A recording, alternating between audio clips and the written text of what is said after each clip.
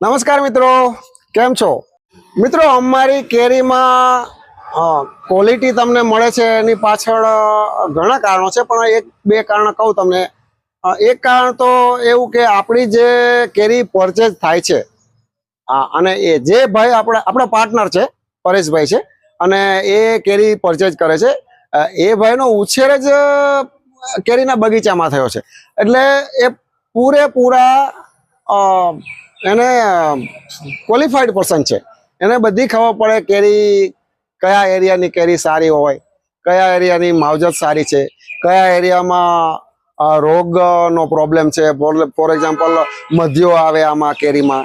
મધ્યો આવે એટલે બીજો કંઈ પ્રોબ્લેમ ના હોય, પણ કેરીનું લુકમાં પ્રોબ્લેમ આવે. લુક તમને બરાબર કેરી ગમે નહીં. પછી સોનમાખનો પ્રોબ્લેમ આવે. સોનમાખમાં કેરીનો લુક તો એવો ને એવો હોય, તમને ખબર પણ ના પડે, પણ કેરી પાકે એટલે અંદર જીવાત પડે. એટલે એ વસ્તુની ખબર તો અહીંયા હું આણંદ વિદ્યાનગરમાં રહું છું, મને ખબર ના પડે. એ તો ત્યાં પ્રોપર માણસ જે રહેતો હોય એને જ ખબર હોય. એટલે આપણા પાર્ટનર છે, એનો ઉછેર જ ત્યાં છે અને વર્ષોથી ત્યાં રહે છે, અત્યારે પણ ત્યાં છે.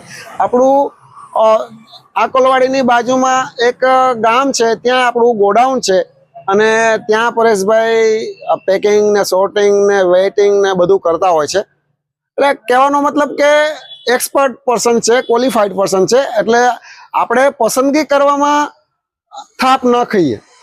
અને માર્કેટિંગમાં જનરલી માર્કેટિંગ હું સંભાળતો હોઉં છું, એટલે માર્કેટિંગ હું કરું છું. પણ માર્કેટિંગમાં એટલું, જોકે માર્કેટિંગ પણ જરૂરી છે, પણ મેઇન વસ્તુ તમારી પરચેજ ડિપાર્ટમેન્ટ વ્યવસ્થિત હોવું જોઈએ. જો પરચેજ ડિપાર્ટમેન્ટ વ્યવસ્થિત હોય તો તમારું 60-70% કામ તો ક્લિયર થઈ જાય.